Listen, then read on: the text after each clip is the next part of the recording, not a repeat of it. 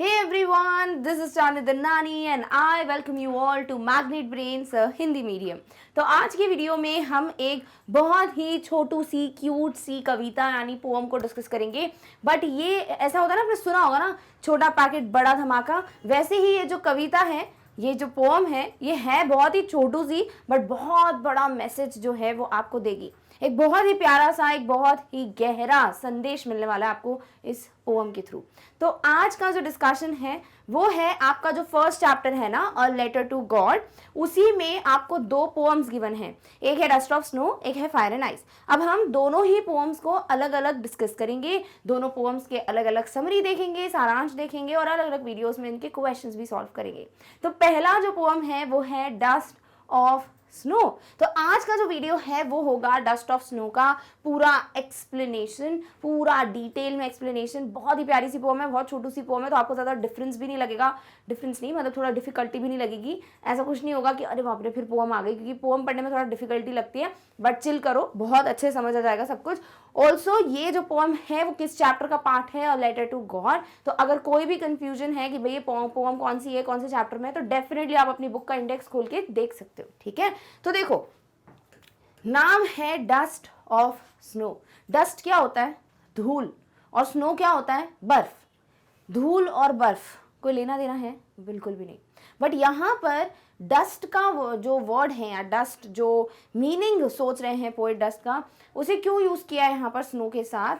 Because जब snow, अगर आपको पता हो, लाइक अगर यहाँ पर हम देखें ये जो स्नो है, अगर इसमें से थोड़ा सा भी कण अगर हमारे ऊपर गिरे या थोड़ा सा भी मैं ऐसे फेंकूं, तो ये बिल्कुल उतना ही बारीक और उतना सा ही होगा जैसे कि एक रेत होती है, एक डस्ट या धूल होती, थोड़ी सी, बस थोड़ी सी की बात कर रही हूँ।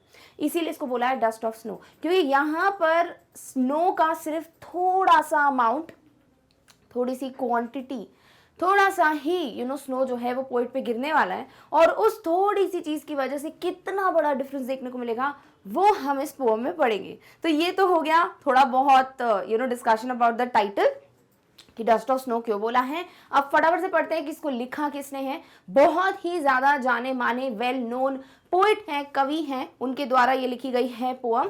तो वो डिस्कस कर लेते हैं, फिर मैं आपको स्टैंजा क्या होते हैं भाई, जो आपको पोम दी होती है ना, वो एक एक पैराग्राफ टाइप में दी होती है, उसे हम पैराग्राफ बोलते ही नहीं है। पैराग्राफ हम बोलते हैं कहानी के लिए, स्टोरी के लिए।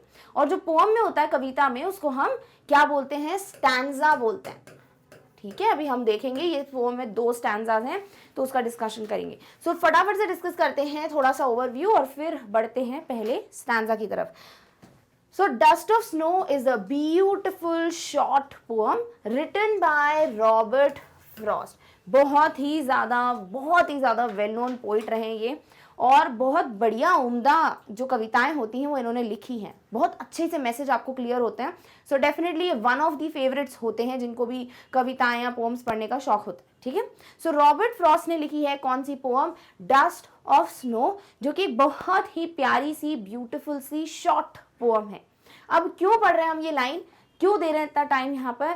क्योंकि कभी भी अगर कोई क्वेश्चन आता है इस पोम से, कई बार ऐसा होता है कि हमको ना बिगिनिंग समझ नहीं आती, शुरुआत समझ नहीं आती कि आंसर को स्टार्ट कहाँ से करें, है ना। क्योंकि जनरली तो यही होता है, क्वेश्चन कॉपी करते हो, बिकॉज लिखते हो और आगे का आंसर लिख डालते हो। तो ये तो हर कोई करता है, ये नॉर्मल चीज़ नहीं करनी हमको, हमें आंसर्स हट के लिखने की कोशिश करनी है। अब कुछ तो नया चेंज दिखना चाहिए, राइट। सो यही चीज़ है कि जब कोई पोम का क्वेश्चन आता है और आपको नहीं समझ आ रहा कि मैं स्टार्ट कैसे करूँ, और वो भी उन क्वेश्चंस में जहाँ पर शायद आपको पोम को थोड़े से छोटे से रूप में समझाना होता है, एक्सप्लेन करना होता है, कह लीजिए समरी टाइप का क्वेश्चन आता है, तो आप उसको ऐसे शुरुआत कर सकते हैं, उसको शुरू कर सकते हैं कि the poem dust of snow is a beautiful and a short poem written by Robert Frost. फिर आगे बता दो जो भी पूछा है, पर उन्हीं क्वेश्चंस में जहां इसकी जरूरत है। अभी कहीं पूछा कि बताओ डस्ट ऑफ स्नो में ना क्रो का क्यों इस्तेमाल किया, अभी आगे जाके देखेंगे कि इस पोम में क्रो बर्ड का उल्लेख है। यहाँ पे क्रो के बारे में बात किया है, कौवे के बारे में बात की है,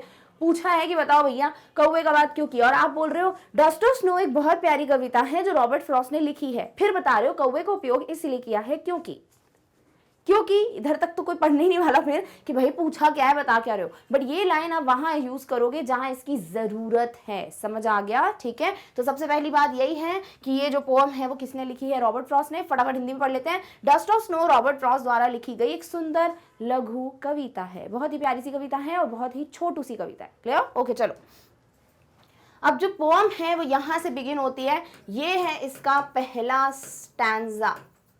अभी यही स्टोरी का इधर पे पूरा डिस्क्रिप्शन दिया होता तो आप क्या बोलते हैं? पहला पैराग्राफ है ना। अभी इसको क्या बोलते हैं? जो कविता में होते हैं स्टैंजा बोलते हैं।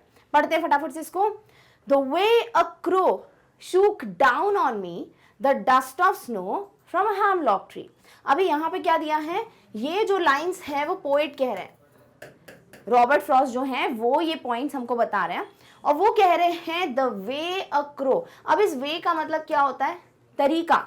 ठीक है, तो जिस तरीके से एक क्रो ने, एक कौवे ने shook down on me, shook क्या है? शेक का पास। अभी जैसे मैं बताऊं, जैसे अगर कोई अभी यहाँ पे ट्री है, ठीक है, उस ट्री को अगर हम थोड़ा हिलाते हैं, लाइक अगर उसको पकड़ के थोड़ा हिलाएंगे, थोड़ा बहुत मूवमेंट होगा, है ना, तो हमने क्या कर दिया? उस ट्री को शेक किया है। अब यही चीज पास्ट में हुई है ना, यही चीज भूतकाल में हुई है, बहुत पहले हो चुकी है और पोएट हमको वही बता रहे हैं। इसीलिए पोएट ने प्रेजेंट शेक या वर्तमान में जो वर्ड शेक का इस्तेमाल होता है वो ना बोलकर इसका भूतकाल, इसका पास्ट टेंस यूज किया है, इसीलिए शेक को बोला है शुक। ठीक है, सो जिस तरीके से क्रो ने शूक डाउन ऑन मी, मेरे ऊपर क्या शेक किया है? The dust of snow from a hemlock tree. एक पेड़ है जिसका नाम है हैमलॉक। ये बहुत जहरीला पेड़ होता है, ठीक है, पॉइजनस ट्री है और इसके ऊपर है बहुत सारी बर्फ। अब एक कौवा आता है, एक क्रो आता है और जैसे ही वो बैठता है या जैसे भी बैठा हुआ है और मूवमेंट होती है, अभी इतना क्लियर नहीं है कि वो आके बैठ रहा है या पहले से ही बैठा हुआ है और ये चीज़ आपको इतना सोचना भी नहीं है। बस इमेजिन करो कि एक क्रो जो है वो या तो उड़ते हुए आता है पेड़ पे या फिर ऑलरेडी बैठा हुआ है। जैसे ही पोएट उस पेड़ के नीचे से आते हैं तो ये पेड़ थोड़ा सा मूवमेंट होती क्रो की, जिस तरीके से क्रो जो है वो थोड़ा हिलता है तो डस्ट ऑफ स्नो भी जो है या जो धूल के बराबर, धूल जितनी जो बर्फ जमी हुई है, बर्फ बहुत सारी है पेड़ पे, बट सिर्फ धूल जितनी जो बर्फ है वो गिरती है किस पे? पोएट पे। तो ट्री जो है वो अच्छा भला अपना ऐसे खड़ा हुआ है और जब तक उसको हिलाओगे नहीं, क्या उसकी इच्छा होगी वो एकदम से यूं करेगा और जाके बर्फ गिर जाएगी? नहीं। तो इस पे एकदम से क्रो आके बैठता है, इस वजह से थोड़ा मूवमेंट होता है, थोड़ा वाइब्रेशन होता है, उस वजह से थोड़ी सी जो बर्फ है या थोड़े से जो कण है बर्फ के वो गिर जाते हैं किस पे? पोएट यानी रॉबर्ट फ्रॉस्ट पे। अब इसको फटाफट से पढ़ते हैं वापस से, फिर मीनिंग पढ़ेंगे हैमलॉक का। सो जिस तरीके से the way a crow shook down on me कौन है? पोएट। आई होप इतना क्लियर है क्योंकि पोएट खुद अपने बारे में बता रहे हैं। जिस तरीके से कौवे ने मुझ पे डस्ट ऑफ स्नो यानी कि बर्फ की जो कण है, धूल बराबर कण है, वो मेरे ऊपर गिराए। कहाँ से गिराए? एक हैमलॉक के पेड़ से। अब इसको ऐसे इमेजिन करते हैं फटाफट से कि हुआ क्या होगा। बहुत ज्यादा इमेजिन करो, बर्फ ही बर्फ गिर रही है, ठीक है, कोई जगह है जहां बहुत सारे पेड़ हैं, बहुत ज्यादा बर्फ ही बर्फ है, ठीक है, बहुत ज्यादा ठंडा मौसम है और वहां पर एक पर्सन है, पोएट है। पोएट का भी फोटो देखा, आप उनको इमेजिन करो कि ये पोएट जो है बहुत दुखी हैं, बहुत परेशान हैं, बिल्कुल भी खुश नहीं हैं और वो जो है उसी दुख भरी अवस्था में वॉक कर रहे हैं, उसी स्थिति में उसी तरीके से वॉक करते हुए जा रहे हैं और वो जा रहे हैं और एक जो पेड़ है, बहुत बड़ा सा पेड़ है, उस पर बर्फ ही बर्फ है, उसके नीचे जाके खड़े हो जाते हैं। अब इस पेड़ पे एकदम से कौवा उड़ते हुए आता है, क्रो जो है वो उड़ते हुए आता है और उस पेड़ पे बैठता है।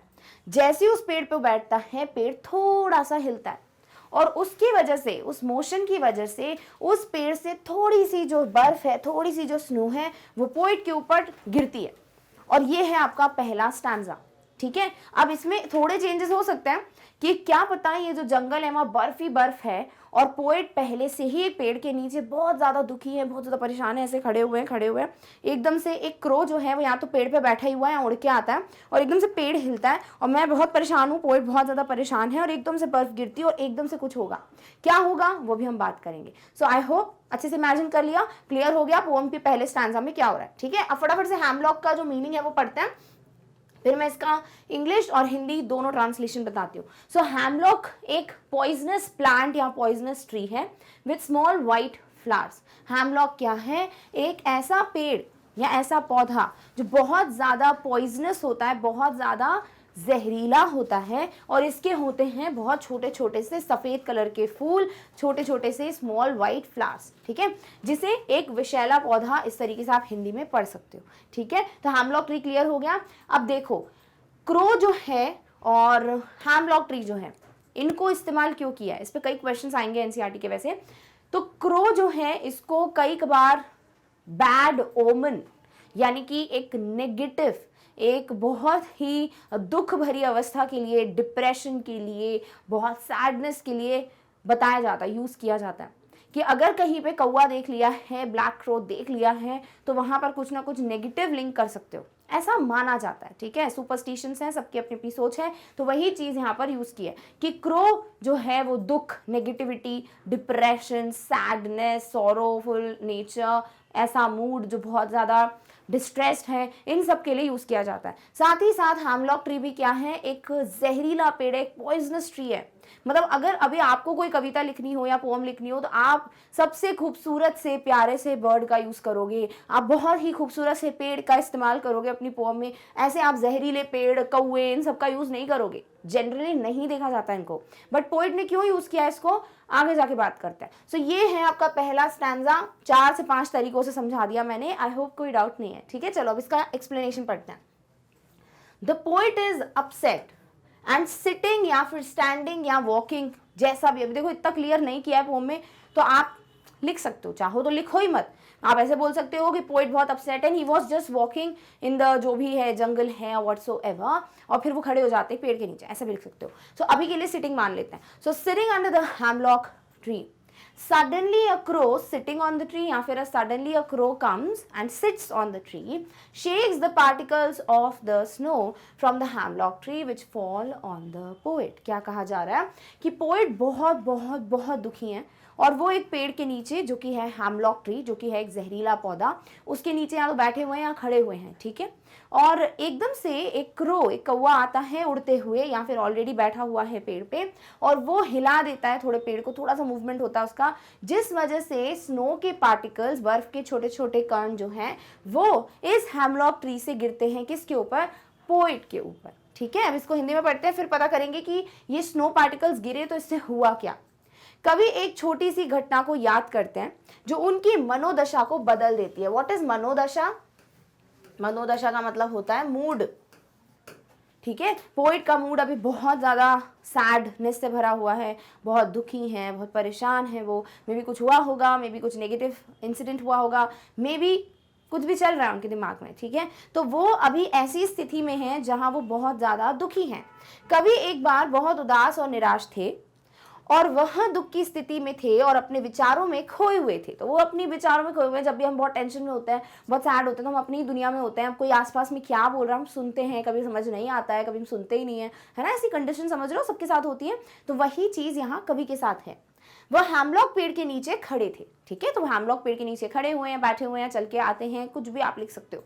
अचानक पेड़ पर बैठे एक कौवे ने पेड़ को हिलाया, और पेड़ से बर्फ के बारीक कण कवि पर गिर गए, और एकदम से एक क्रो या कौवा जो भी बैठा हुआ है या उड़ के आता है, वो एकदम से पेड़ को हिलाता है, थोड़ा सा मूवमेंट होती है, और उस वजह से जो बर्फ है उसके थोड़े बहुत कण, जो कि धूल समान है, ठीक है, बिल्कुल डस्ट जैसे छोटे छोटे कण हैं, इसीलिए बोला है क्या कि डस्ट ऑफ स्नो, वो गिर जाती है कवि पे।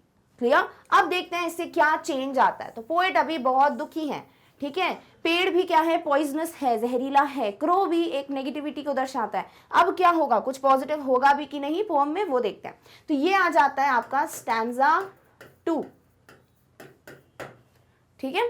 क्या दिया हुआ है, has given my heart a change of mood and saved some part of a day I had rued. किसने लिखी है, रॉबर्ट फ्रॉस्ट ने, ठीक है। क्या दिया हुआ है, अब पोएट अपनी बात कर रहे हैं कि अभी जो स्नो पार्टिकल्स गिरे उनके ऊपर, उसकी वजह से हैज गिवन माई हार्ट। अब इधर हार्ट का मतलब सिर्फ दिल नहीं है, इधर मतलब एक बस वर्ड का यूज कर पूरे जो मानसिक स्थिति है, जो पूरा मूड है, जो पूरी मनोदशा है पोइट की, उसको दर्शाया गया है, ठीक है। So has given my heart यानी कि मुझे पूरी तरीके से चेंज कर दिया, माई मूड इज चेंज्ड, ठीक है। अभी मैं दुखी हूं, तो मेरा मूड चेंज होगा तो मैं खुश हो जाऊंगी। वैसे ही कवि अभी बहुत टेंशन में थे, सैड थे, बहुत नेगेटिविटी है अभी उनके दिमाग में चल रही, और एकदम से क्या होता है वो बहुत खुश हो जाते हैं, एकदम से रिफ्रेश्ड हो जाते हैं, एनर्जेटिक हो जाते हैं, हैप्पी हो जाते हैं, जॉयफुल हो जाते हैं। बहुत सारे वर्ड्स आप जो यूज़ कर सकते हो। And saved some part of a day I had rued, ये बहुत इंपॉर्टेंट लाइन है। क्या बोला है यहाँ पे? रूड का मतलब होता है पछताते हुए बिता देना, ठीक है। वेस्ट वाइल रिग्रेटिंग, यहाँ रिग्रेट करते हुए आप वेस्ट कर रहे हो दिन को। सो यहाँ पे ये चीज़ है, देखो कई बार ऐसा होता है कि हमारी लाइफ में बहुत सारे ऐसे इंसिडेंसेस होते हैं जिसकी वजह से हम बहुत ज़्यादा दुखी हो जाते हैं। कई बार ऐसा होता है जो आपने कभी सोचा नहीं होता वैसा हो जाता है, या आप बहुत खुश होते हो कि पक्का कुछ अच्छा होगा, एकदम से कुछ गलत हो जाता है। आप बैठे हुए थे ये सोच के कि मेरे एग्जाम्स में 80% आएंगे, गलती से 60 या 50% ही आ गए, क्योंकि आपने बहुत छोटी छोटी मिस्टेक्स की थी जो आपने सोची भी नहीं थी कि ऐसा कुछ होगा। अब जब भी ऐसा कोई सिचुएशन आता है, हम क्या करते हैं ना, जो चीज़ हो गई उसी के बारे में सोच सोच कर, टेंशन कर कर कर, दुखी हो होकर अपना पूरा दिन वेस्ट कर देते हैं। अभी मैं पूरा सुबह से लेकर रात तक टेंशन करती रहूँ कि अरे बाप रे अब क्या होगा, ये कैसे हो गया, अरे मैंने तो सोचा ही नहीं था, मैं तो सबसे ज़्यादा अनलकी हूँ, मैं ही हूँ सबसे ज़्यादा दुखी, सारे दुख जो है ना वो मेरे ऊपर ही हैं, और तो कोई दुख होता ही नहीं है, दुखी होता ही नहीं है इस दुनिया में। ये सारी चीज़ें आती हैं दिमाग में, अगर सच है तो, है ना, ऑनेस्टली अगर कहें तो बहुत लोगों के दिमाग में चीज़ें आती हैं। बट हम कर क्या रहे हैं उससे? अभी मैं इतना सोच रही हूँ कि क्या जो भी चीज़ गलत थी वो ठीक हो जाएगी? नहीं होगी। बल्कि मैं क्या कर रही हूँ, मैंने अपना एक जिंदगी का कीमती दिन जो है वो वेस्ट कर दिया, अपनी लाइफ का एक इंपॉर्टेंट डे वेस्ट कर दिया, रिग्रेट करते हुए, पछताते हुए, दुखी होते हुए, परेशान होते हुए। अगर इसी जगह, ऐसा नहीं बोल रही हूँ मैं कि कुछ भी गलत हो आप ऐसे रहो गलत हो गया मुझे रिग्रेट नहीं करना है, मैं तो चिल करूँगा, ठीक है जो हो गया हो गया, ऐसे नहीं बोल रही हूँ। ऑब्वियसली आपको उस चीज़ के बारे में सोचना है, बट इतना नहीं सोचना है कि आप पूरा दिन ही वेस्ट कर दो। आपको ये सोचना है कि हाँ बुरा लग रहा है मुझे, कैसे मेरे मार्क्स इतने कम हो गए, मैंने तो मेहनत की थी, पता नहीं क्या गलतियां कर दी मैंने, चलो ठीक है अब जो हो गया, इस गलती से मुझे सीखना है, अब आगे जाके मैं कोई गलतियां नहीं करूंगा, मैं अभी से मेहनत स्टार्ट कर देता हूँ, चलो कुछ अच्छा करता हूँ, चलो मैं डायरी लिख लेता हूँ, कुछ बुक पढ़ लेता हूँ, कुछ देख लेता हूँ टीवी पे, मूवी पे कुछ देख लेता हूँ जिससे मुझे बेहतर फील होगा, फिर मैं अपना काम स्टार्ट करता हूँ। तो इस तरीके से आपने अपने दिन को प्रोडक्टिव बनाया, आपने दिन में कुछ अच्छा किया। वहीं अगर इस तरीके से आप सोच सोच के कवि की तरह आप बिल्कुल दुखी होकर जस्ट वॉक ही कर रहे हो, बस चले जा रहे हो, कुछ नहीं कर रहे हो, दुख आप महसूस कर रहे हैं, तो क्या होगा, इससे दिन वेस्ट हो जाएगा। तो वही पोइट को समझ आया कि मेरा मूड खराब है, मैं बहुत परेशान हूँ, दुखी हूँ, टेंशन में हूँ, बट ये सोच सोच के मुझे मिल क्या रहा है, कुछ भी नहीं, मैं सिर्फ अपना समय बर्बाद कर रहा हूँ। और क्यों कर रहा हूँ भाई समय बर्बाद? क्यों ना मैं जो अपना बाकी का दिन है उसको कुछ अच्छे तरीके से इस्तेमाल करूँ, कुछ ऐसा करूँ जिससे मैं बोल सकूँ कि हाँ मैंने अपने दिन को वेस्ट होने नहीं दिया। क्योंकि देखो टाइम, हमारे डेज, हमारी लाइफ की जो हमारी जो एज है, ये सब वापस नहीं आएंगे, है ना, कभी वापस नहीं आएंगे। कल का दिन जा चुका है, वापस आएगा? कुछ भी कर लूँ मैं करोड़ों बिलियन सब दे दूँ, आ जाएगा वापस? नहीं आएगा। तो वही चीज़ है कि भाई हर एक दिन इंपॉर्टेंट है लाइफ का, उसको वेस्ट मत होने दो। तो वही चीज़ यहाँ बोली है कि जैसे ही पोइट के ऊपर बर्फ के कुछ कण गिरे तो वो एकदम से चेंज हो गए, उनका जो मूड है वो चेंज हो गया, वो खुश हैं, अब वो बहुत बेहतर फील कर रहे हैं। कैसे पता चल रहा है? क्योंकि एंड सेव्ड सम पार्ट, क्योंकि जो पूरे दिन का जितना हिस्सा बचा है, क्योंकि हाफ ऑफ द डे तो उन्होंने वेस्ट कर दिया रिग्रेट करते हुए, तो बाकी का जो दिन है वो सेव हो गया, वो बच गया। कैसे? Of a day I had rued, पूरा दिन जो मैंने रिग्रेट करते हुए वेस्ट कर दिया, उसमें से बाकी जो बचा हुआ दिन है अब वो मैं इस्तेमाल कर पाऊंगा, उसको मैं यूज़ कर पाऊंगा और ज़्यादा बेहतर होगा वो, अब मैं उसको वेस्ट नहीं करूंगा। सो इस तरीके से ये आपकी पोएम है जो ख़त्म होती है। फटाफट से इसको जल्दी से स्टार्टिंग से पढ़ लेते हैं, फिर मैं आपको उसका ट्रांसलेशन बताऊंगी। तो पोइट क्या कह रहे हैं कि पोइट एक दिन को याद करते हैं, अपनी लाइफ के एक इंसिडेंट को याद रखते हैं और वो बताते हैं कि मैं ऐसे ही बहुत दुखी था, मेरा बिल्कुल भी मूड अच्छा नहीं था, मैं बहुत टेंशन में था या बहुत सैड था। और वो इसी तरीके से एक हैमलॉक ट्री, एक हैमलॉक के पेड़ के नीचे है। अब हर जगह बर्फ ही बर्फ है, ऑब्वियसली विंटर टाइम है, ठंडी ठंड है, और उस पेड़ के ऊपर एकदम से एक क्रो बैठा हुआ है या फिर एकदम से उड़ के बैठता है। अब उस क्रो के मूवमेंट की वजह से थोड़ी बहुत बर्फ के कण जो हैं वो पोइट के ऊपर गिरते हैं, और इस वजह से, इस छोटी सी चीज की वजह से पोइट के दिमाग में एक बहुत बड़ा चेंज आता है, पोइट का मूड चेंज हो जाता है। पोइट दुखी से बहुत ज़्यादा खुश फील करते हैं। एकदम से होता है ना कि आप बिल्कुल सो रहे हो, एकदम से कोई ज़ोर से मार दे तो पूरी नींद खुल जाती है कि क्या हुआ, समझ रहे हो? वैसे ही पोइट बहुत दुखी है, एकदम से बर्फ गिरती है और वो एकदम से रिफ्रेश हो गए। वही चीज उनके साथ हुई और उनका मूड चेंज हो गया, वो बेहतर फील कर रहे हैं, हैप्पी फील कर रहे हैं, बेटर फील कर रहे हैं। पहले वो बिटर फील कर रहे थे, अब बेटर फील कर रहे हैं। बहुत प्यारी लाइन मिली यहाँ पर, क्या है, बिटर से बेटर हो गए। बिटर क्या होता है, कड़वा, और बेटर क्या होता है, बेहतर। तो बहुत ज्यादा दुखी फील कर रहे थे, बहुत बिटर फील कर रहे थे, अभी वो बेटर फील कर रहे हैं, अभी बहुत अच्छा लग रहा है उनको। तो ये चीज जो है, इस वजह से क्या हुआ, उन्होंने अपना जो दिन वेस्ट कर दिया था दुखी होते हुए, बाकी का दिन अब उन्होंने बचा लिया। अब वो दुखी होते हुए इसको वेस्ट नहीं करेंगे। सो इस तरीके से आपको यही चीज है कि छोटी सी चीज है डस्ट ऑफ स्नो, पर उस छोटी सी चीज से भी बहुत बड़ा चेंज आ सकता है आपकी लाइफ में। वैसे ही हमारी जिंदगी में कई बार ऐसा होता है कि बहुत छोटी छोटी चीजें होती हैं, बट वो बहुत बड़ा चेंज छोड़ के जाती हैं हमारी लाइफ में। कई कबार हमारा एक छोटा सा डिसीजन हमारी लाइफ को पूरा चेंज करके रख देता है, या तो बिल्कुल ही डिस्ट्रॉयड, बर्बाद, या तो बहुत ज्यादा आबाद, बहुत ज्यादा बेटर हो जाती है लाइफ, है ना। इसीलिए लाइफ की हर एक छोटी छोटी चीज को इंपॉर्टेंस देना चालू कर दो। कभी मत सोचो कि इसका थोड़ी ध्यान दूंगा, मैं तो अभी मतलब 10 रुपए भी कमाने से स्टार्ट करता है अगर कोई, तो हम बोलते हैं 10 रुपए की कोई वैल्यू है, हाँ, लाखों कमाने चाहिए। बट वही चीज अगर आप किसी की स्टोरी सुनो, कई लोग ऐसे हैं जो बोलते हैं हम 10 रुपए लेके आए थे, 100 रुपए लेके आए थे, आज वो करोड़ों के मालिक है। सुना होगा, बिल्कुल सुना होगा सभी ने। तो वही चीज है, छोटी छोटी सी चीजें होती है ना लाइफ की, इंपॉर्टेंस दो उसको। हर एक छोटी चीज लाइफ में इंपॉर्टेंट है। साथ ही साथ कुछ गलत हो जाता है तो उससे अपना पूरा दिन बर्बाद मत होने दो, क्योंकि ये दिन वापस नहीं आएगा। तो उससे कुछ बेहतर करने में इस्तेमाल करो। क्लियर? आई होप इतना ज्ञान बहुत था। चलो अब इसका ट्रांसलेशन पढ़ते हैं। पहले तो रूड का आपको मैं मीनिंग बता देती हूँ। ये रूड नहीं, RUDE वाला र्यूड है, र्यूड, ठीक है। So rued means held in regret, पछताना, बहुत ज्यादा रिग्रेट करते रहना, पछताते रहना, उसको र्यूड कहते हैं। एक नया वर्ड है। क्लियर? ओके, चलो अब इसका ट्रांसलेशन पढ़ते हैं। So when snow fell on the poet, जैसे ही स्नो गिरी, डस्ट ऑफ स्नो गिरी पोएट के ऊपर, it changed his mood from sadness to happiness. उनका मूड था बहुत ज्यादा उदास, और जैसे ही स्नो गिरी उनके ऊपर, वो खुश हो गए, ठीक है। तो बहुत ज्यादा सैड थे और बहुत ज्यादा हैप्पी फील कर रहे हैं। He started feeling happy, he felt refreshed, अच्छा लग रहा है उनको। This incident helped him enjoy the remaining part of the day. और इस इंसिडेंट की वजह से उनके जो लाइफ का जो अभी जो ये जो दिन था उनका, उसका बचा हुआ पार्ट जो है वो अब एंजॉय कर पाएंगे। He became happy as it saved the rest of his day from being ruined and living in sorrow. तो उनको भी समझ आ गया कि मैंने कैसे अपना दिन वेस्ट कर दिया दुखी होते हुए, बट अब नहीं करूंगा, अब कुछ ऐसा बेहतर करूंगा जिससे मेरा बाकी का बचा हुआ दिन मैं वेस्ट ना करूं। क्लियर? ओके, चलो हिंदी ट्रांसलेशन पढ़ते हैं। सो जब कवि पर बर्फ गिरी तो उन्होंने, उनकी जो मनोदशा है वो उदासी से सुख में बदल दिया।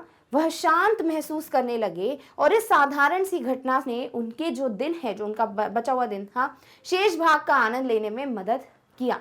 इस प्रकार वह खुश हो गए क्योंकि इसने उनके शेष दिन को बर्बाद होने से और पछतावे में रहने से बचा लिया। ठीक है, तो आपका जो दिन है वो वेस्ट ना हो, इसीलिए हमें इस तरीके से छोटी छोटी चीज़ों को देखकर खुश होना चाहिए। वैसे ही पोएट जो है उनको भी समझ आ गया कि मैं अपना दिन वेस्ट कर रहा हूँ दुखी होकर, ऐसा नहीं करना चाहिए। मुझे अपने दिन को अच्छे से बेहतर तरीके से इस्तेमाल करना चाहिए। और इस तरीके से आपकी पोएम जो है वो एंड होती है। ठीक है, आई होप कुछ क्लियर है, कोई डाउट नहीं है। क्यों पढ़ी पोएम, क्या सीखने को मिला, सब कुछ मैंने क्लियर कर दिया है कि छोटी छोटी चीज़ें भी लाइफ में इंपॉर्टेंस रखती हैं। कभी भी कुछ गलत होता है, दुखी होना चाहिए, पर इतना दुखी नहीं होना चाहिए कि आप अपना पूरा दिन जो है वो वेस्ट कर दे। ऑल्सो यहाँ पॉइजनस ट्री, यहाँ पर क्रो, ये सब बताया कि नेगेटिव वो होते हैं, सिंबल्स होते हैं, बट इन्हीं की वजह से जो एक पॉजिटिव चेंज आया पोइट की लाइफ में वो भी हमको देखने को मिल रहा है। तो कभी कभी होता है ना, कुछ चीज़ों को हमारे दिमाग में लिंक कर दिया जाता है कि ये नेगेटिव है या इसको मत बोलो कुछ नेगेटिव हो जाएगा, ऐसा वैसा तो ज़रूरी नहीं है। हर एक चीज़ में पॉजिटिविटी आप ढूंढ सकते हो if you have those eyes, अगर आपके पास वो आँखें हैं, आँखें इन द सेंस वो सोचने का तरीका है, वो पर्सपेक्टिव है, ठीक है, वो नज़रिया है। सो इस तरीके से the poem is done. But yes, मैं आपको फटाफट से इस पोएम की राइम स्कीम बता देती हूँ कि राइम स्कीम क्या होता है, और फिर हम एंड करेंगे इस पोएम को। क्लियर? तो फिर से वापस से जाते हैं पहले वाले स्टैंजा पर। तो चलिए सबसे पहले वाला स्टैंजा जो कि है ये, the way a crow shoot down on me, इस पे बढ़ते हैं और हम क्या डिस्कस कर रहे हैं, राइम्स की। अब ये जो पर्टिकुलर कॉन्सेप्ट है ये इतना नहीं बोल सकते 100% की पूछा जाएगा, बट अगर पूछ लिया तो, है ना, तो आपको पता होना चाहिए राइम स्कीम क्या होती है। दूसरी बात, राइम स्कीम बहुत आसान है और बहुत ज़्यादा ज़रूरी है अगर पोएम को एक प्रॉपर रिदम यानी एक लय देनी है तो। ठीक है, कई बार होता है ना, आपको राइम वर्ड्स बताए जाते हैं, जैसे अगर यहाँ पे हम लिख देते हैं कैट, यहाँ हम लिख देते हैं बैट, और यहाँ लिख देते हैं रैट, सबसे easiest examples. Cat bat rat. क्या सब में लास्ट का साउंड सेम चल रहा है? Cat bat rat, yes. वैसे आप अगर सॉन्ग सुनते हो, रैप वगैरह सॉन्ग सुनते हो, तो डेफिनेटली आपको एक प्रॉपर रिदम मिलती है क्योंकि सेम वर्ड्स चल रहे होते हैं, है ना। तो वही चीज़ है कि एक प्रॉपर जो रिदम है वो लास्ट के हम लाइंस के लाइक जो लास्ट वर्ड्स हैं हर एक लाइन के, उसके साउंड को सुनकर पता करते हैं। अगर वो साउंड सेम है तो सेम हो जाएगा भाई, जो भी नाम देंगे हम उनको, और अगर अलग है तो हम दूसरा नाम दे देंगे। कैसे? आपको बस क्या करना है, जो भी लाइंस हैं उनके लास्ट के वर्ड्स पे ध्यान देना है। जैसे क्रो मी स्नो ट्री, अब आपको पहले वाले वर्ड को दे देना है लेटर ए। तो क्या किया भाई, क्रो को ए दे दिया। अब नेक्स्ट पढ़ते हैं, मी, इसको बोला हमने बी। क्यों बोला भाई? देखो, क्रो यानी ओ साउंड, मी यानी ई साउंड है लास्ट में, दोनों ही साउंड्स डिफरेंट है, तो डिफरेंट है तो भैया डिफरेंट नाम दो। तो ऊपर वाला ए था, नीचे आपने बी दे दिया। थर्ड पढ़ते हैं, थर्ड इज स्नो। क्रो में ओ साउंड है, स्नो में भी क्या है? ओ साउंड है, तो दोनों ही हो जाएंगे सेम, तो ये हो गया ए। नेक्स्ट पढ़ते हैं ट्री। अब क्रो ओ, ट्री ई, दोनों अलग अलग साउंड है। दूसरा मी ट्री, मी ई साउंड, ट्री में लास्ट में ई साउंड, बिल्कुल सेम है, तो ये हो जाएगा बी। यानी कि राइम स्कीम हो गई ए बी, डन। इसी तरीके से सेकंड स्टैंजा पे मूव करते हैं। सेकंड स्टैंजा में भी आपको यही सेम राइम स्कीम दिखने वाली है। चलो फटाफट से जाते हैं और रिवाइज करते हैं राइम स्कीम को। ये रहा आपका सेकंड स्टैंजा। देखो, हार्ट ए बोल दो, सभी लास्ट वर्ड्स देखना। दूसरा है मूड, हार्ट ट, मूड ड, दोनों ही अलग साउंड है, तो इसको बना दो बी। नेक्स्ट है part, heart art, part art, yes, दोनों के लास्ट के साउंड सेम है, इसको कर दो ए। नेक्स्ट है र्यूड, मूड र्यूड, ड अर्ड, ऐसे सेम आ रहा है साउंड, तो ये भी हो जाएगा बी। यानी इसकी भी राइम स्कीम में से बी ए बी, यानी पूरी पोएम डस्ट ऑफ स्नो की rhyme scheme is A B A B A B A B.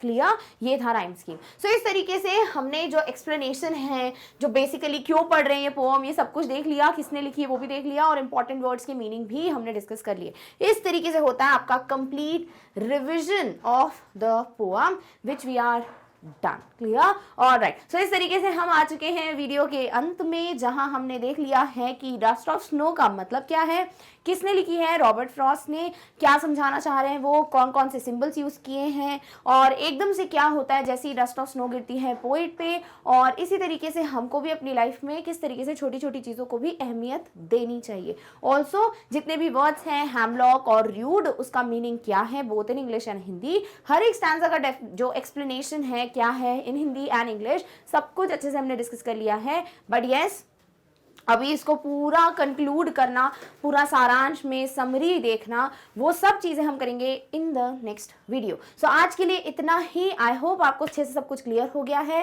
And if you feel कि ये वीडियो आपके लिए काम का था, आपको सब कुछ बहुत अच्छे से क्लियर है, देन प्लीज़ जाके वीडियो को लाइक करो, इस वीडियो के बारे में और चैनल के बारे में जितना लोगों से हो सकता है शेयर करो, और अगर खुद कोई अपडेट मिस नहीं करना चाहते हो तो जाके फटाफट से सब्सक्राइब कर दो टू द चैनल। सो इस तरीके से do not forget to like, share and subscribe. And yes, हम आ चुके हैं इस वीडियो के अंत में। जल्द ही मिलेंगे अगले वीडियो में अगले टॉपिक के साथ। तब तक खुद का और सभी का ध्यान रखिए। Thank you so much for watching. Bye.